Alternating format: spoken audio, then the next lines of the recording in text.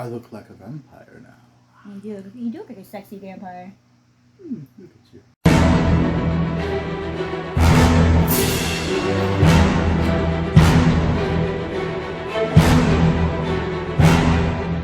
Hello and welcome, or welcome back, as the case may be. I'm Christine E. Schultz, the Elvish author, and the lovely Isaac, my Elvish prince, shall we say? Elvish vampire prince, apparently, according to you. Yes. And it's time for another book haul. Isaac has once again collected some books from the library for us to look at, for us to show you guys, help you guys discover some new things to read. We are gonna take a look at them and take a look at the blurbs and kind of talk about each a little bit and decide if it's something that we would also be interested in reading for ourselves. So on that note, strap on your elf ears and get ready to listen up as we introduce you to some new books. Okay. You ready? I am ready. What's our first selection? Man, these are always such big books. I love it. All right. So first today we have a selection called We Hunt the Flame by Hafsa Faisal. I'm probably not saying this person's name correctly, for which I apologize. But I like it. It has maybe an Arabic type of sound to it. That's what I was thinking. The character on the front does seem to have a more brown skin tone and black hair, so it could be something of a more Arab descent. And as you guys know, I'm all about diversity and seeing diverse characters in, well, any genre, but for me particularly fantasy, with it being my favorite genre. So that's cool to see diverse authors, but also more diverse characters. So yeah, her name is Zafira. That's really cool. The main character's name. So let's just read the blurb and jump in and find out what this is about. I will say I do like the cover. I like the blue and gold tones. And then the images, like, in the background here kind of make me think a little bit of that Starry Night painting. You know? Oh, like, these kind of, like, circular shapes, like, maybe they're stars or something in the sky. But just with the colors as well. So, I'm into that. But yeah, let's read the blurb. The blurb to We Hunt the Flame says, people lived because she killed. People died because he lived. Zafira is the hunter, disguising herself as a man when she braves the cursed forest of the Ars to feed her people. Nazir is the prince of death, assassinating those foolish enough to defy his autocratic father, the Sultan. If Zafira is exposed as a girl, all of her achievements will be rejected. If Nazir displays his compassion, his father will punish him in the most brutal of ways. Both Zafira and Nazir are legends in the kingdom of Both Zafira and Nazir are legends in the kingdom of Arawiya, but neither wants to be. War is brewing, and the Ar sweeps closer with each passing day, engulfing the land in shadow. While Zafira embarks on a quest to uncover a lost artifact that can restore magic to her suffering world and stop the Ars, Nazir is sent by the Sultan on a similar mission: retrieve the artifact and kill the hunter. But an ancient evil stirs as their journey unfolds, and the prize they seek may pose a threat greater than either can imagine. Set in a richly detailed world inspired by ancient Arabia, that's right, We Hunt the Flame is a gripping debut of discovery, conquering fear, and taking identity into your own hands. Okay, thoughts on that one? Really like that. Yeah, I'm very intrigued by that. Very intrigued. Again, so cool. I like that we have more of an Arabic-inspired fantasy. That's cool to see. I don't know if I've ever actually seen one inspired by Arab culture before, so that's really cool. Yeah, no, I haven't. No. Aladdin doesn't count. I was about to say. That doesn't count, people. And then, yeah, I like the name Zafira. That's like just a small side note, but I do really like her name. You've got Zafira and Nazir. It sounds like, so Zafira is the hunter, and Nazir is hunting the hunter. So it sounds like they're on two completely conflicting missions. So that would be kind of interesting to see how those missions clash and maybe how they have to come together even. It sounds like there is an ancient evil that maybe could threaten both of them. So maybe they will have to learn to work together instead of opposing each other. Who knows? And I like that she is in a culture where, you know, it's kind of got that slight Mulan feel where she's doing this to save her people, but she's pretending to be a man because women aren't allowed to do these kinds of things. So yeah, I think it's a really interesting premise. So this is thumbs up. We like this. We both like this. So We Hunt the Flame. yeah, it's a cool title too. I mean, let's not lie. Like that's a really cool title. So that's why I got the book, because I like the title. which is interesting. So obviously she's the hunter, and she's trying to restore magic to her people. So I wonder if their magic has something to do with an ancient flame or something like that. When Nazir's also trying to get an artifact, I'm wondering if the artifact is also the flame that she's hunting. It is the flame. That would be interesting. You know? Or maybe they needed to defeat this evil. Maybe, yeah. Him being the Prince of Death is interesting too. Yeah? Yeah, there's a lot of interesting things going on in that blurb. So, good job. Hafsa Faisal. Again, sorry if I'm saying your name wrong, but we really like your book. So, there's that. What's our second selection to take a look at today? The Iron Dragon's Mother. Well, what a title. By Michael Swanwick. Very good. So I instantly makes me think of Game of Thrones, which... Yep, that's why I got it. I don't know if this came out before or after, but good branding on somebody's part. Yeah, because you have the dragon's mother, but also iron, so like Iron Throne. The iron law of existence. All stories must end. That's what the little quote says here on the front. Or tagline, rather. Yeah, let's read the blurb to this one and see what we got here. Oh, it's not very long blurb now, is it? Is this one of those ones with it's on 2 different covers? Nope. Well, let's see if they can draw us in just such a short amount of words. Oh, that's why, because this is not the first in this series. Is it a series though? It says this is a standalone adventure. Oh, does it? Well, maybe it's just because it's set in the same universe and people would already be familiar, because it says, so at the top it says, award-winning author Michael Swanwick returns to the gritty, post-industrial fairy world of his New York Times notable book, The Iron Dragon's Daughter, with this standalone adventure fantasy, The Iron Dragon's Mother. So this is a standalone, but maybe it helps you to have already read The Iron Dragon's Daughter. Maybe it's the same world. Maybe there's even some of the same characters. Who knows? I have a series called The Emelian Legends that each of the books are standalone, and they all have different characters in them, even though they do take place in the same universe. Maybe it's something like that as well. Yeah, I actually read that and I thought of your books. Okay, well, cool. Thank you for that. So, the blurb does say, Caitlin of House Sans Mercy is the young half-human pilot of a sentient mechanical dragon. Returning from her first soul-stealing raid, she discovers that one has hitched a ride. In her head. When Caitlin is framed for the murder of her brother, to save herself, she must disappear into industrialized fairy, looking for one person who can clear her. Unfortunately, the stakes are higher than she knows. Her deeds will change her world forever. Okay, so that's a good blurb. It's a very good blurb. For being such a short blurb. You know, actually good job to whoever wrote this blurb, whether it was the author or somebody else. She's half human. Interesting. She pilots mechanical dragons, which my brain went instantly to Breath of the Wild. Sentient. You know. Mechanical dragon. Yeah, but it still makes me think of Breath of the Wild because they command the divine beasts, which are giant mechanical beasts. Yeah. So that was where my mind went first. Is Legend of Zelda: Breath of the Wild. House stealing also goes with Games of Thrones. Yeah, Caitlin of House Stark is where my brain went with that too. Returning from her first soul-stealing raid. What's she doing stealing souls? I mean, even that's interesting, you know. And that one of the souls has gotten trapped inside her head. Oh, that's cool. Which is a little bit like, did you ever watch the movie The Host? No. So Stephanie Myers, who wrote the Twilight books, also wrote a standalone book called The Host, completely separate from the Twilight books whatsoever. Aliens, though, isn't it? I do believe I actually haven't read that book in particular, and it's been a long time since I watched the movie. But the point is that one of the characters does have another character's conscious, like, inside her as well. So kind of made me think of that a little bit. I think it's really interesting. So yeah, you know what? For a short blurb, what a great job. So, next, please. Let's see if we want to read anything else.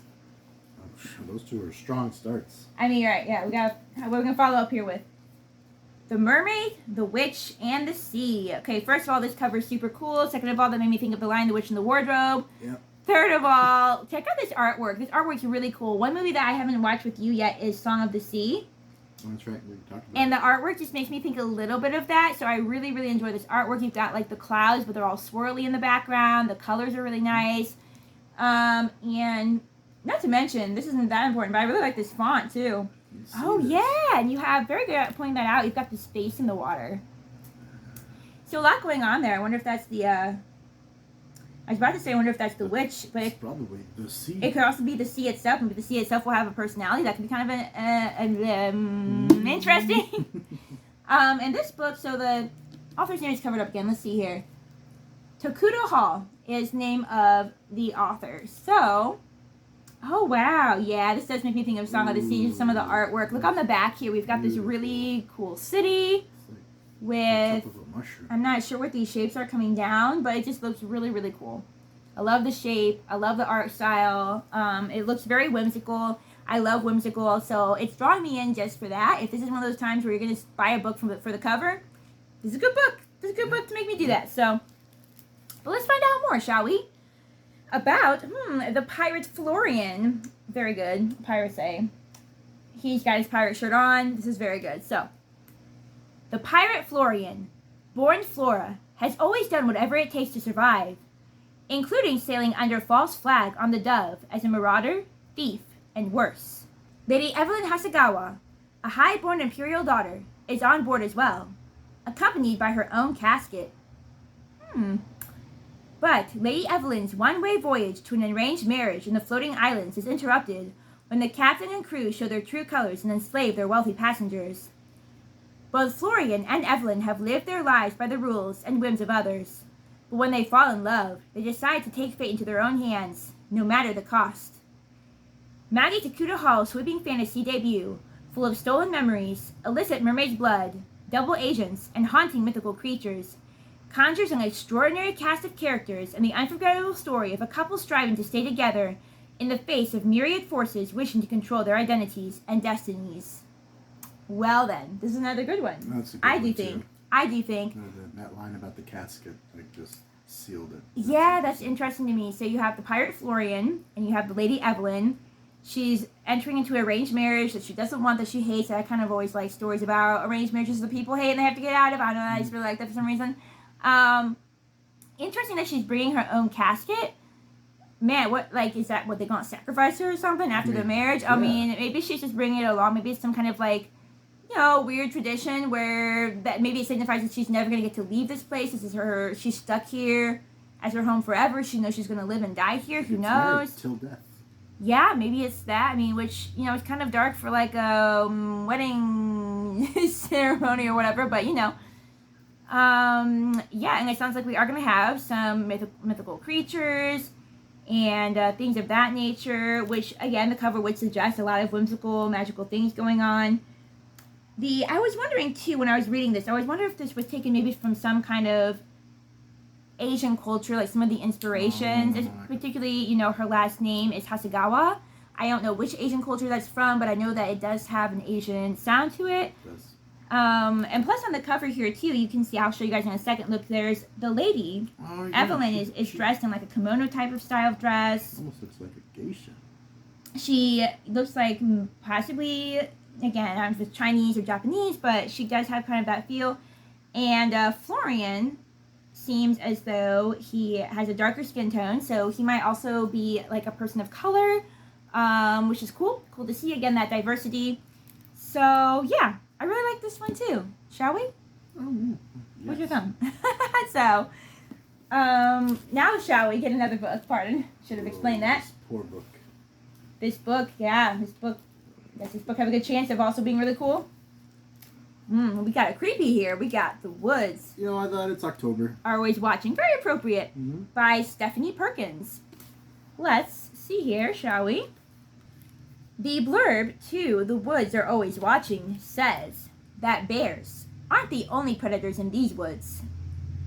Best friends, Nina and Josie, spent high school as outsiders, but at least they had each other. Now, with college and a 2,000-mile separation looming on the horizon, they have one last chance to be together. A 3-day hike deep into the woods of the Pisgah National Forest. Simmering tensions lead to a detour off the trail and straight into a waking nightmare, and then into something far worse. Something that will test them in horrifying ways. Stephanie Perkins, the best-selling author of There's Someone Inside Your House, returns with a heart-stopping, gut-wrenching novel about friendship, survival, and navigating unmarked paths even as evil watches from the shadows. Thoughts, questions, comments?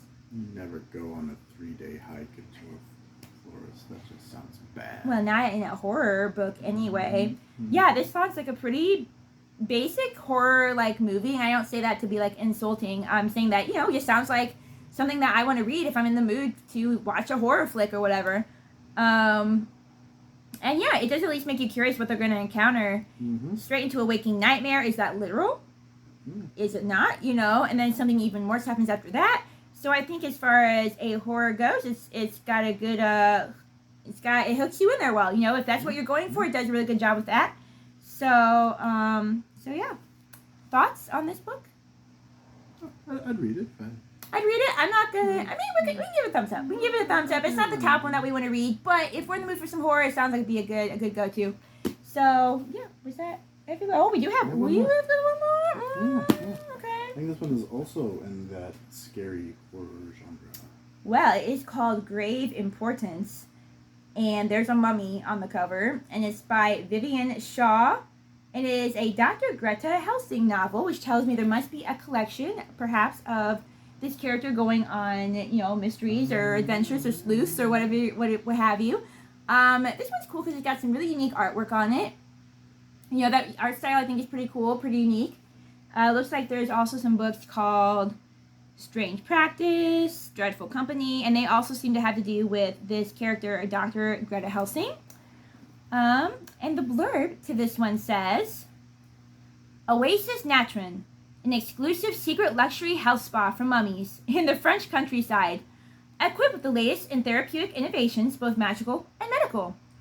To Greta Helsing, doctor to the undead, it sounds like paradise, but when she's invited there as an interim medical director, she is faced with a mystery that will take her all her diagnostic skills to solve.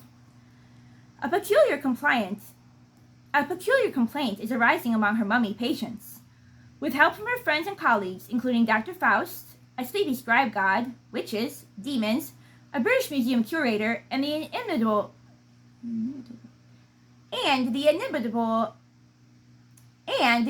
vampire Sir Francis Varney, Greta must cure this strange illness before anyone else crumbles to dust, and before the fabric of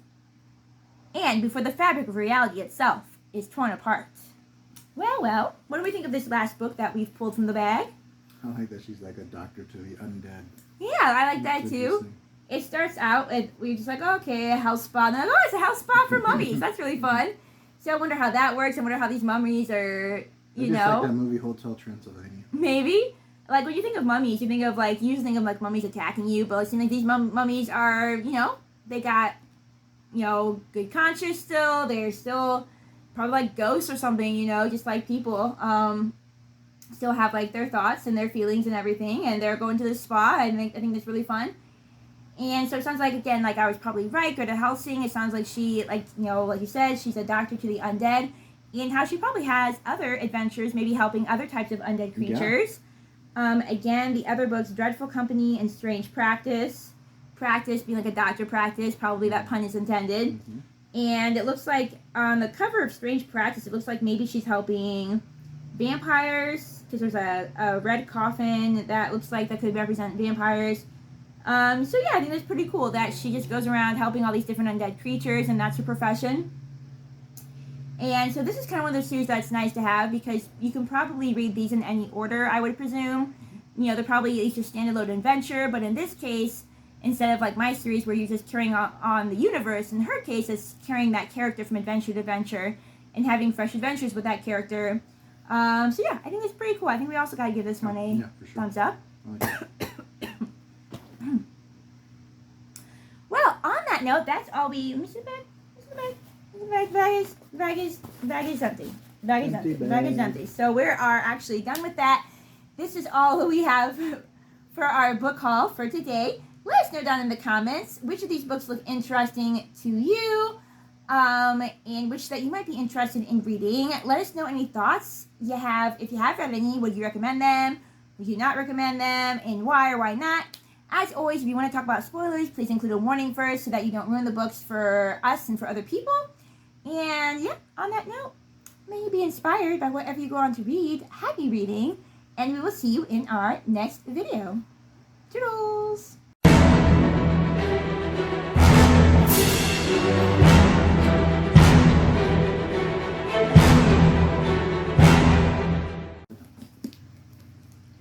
La la la la la la la la la la la la la la la.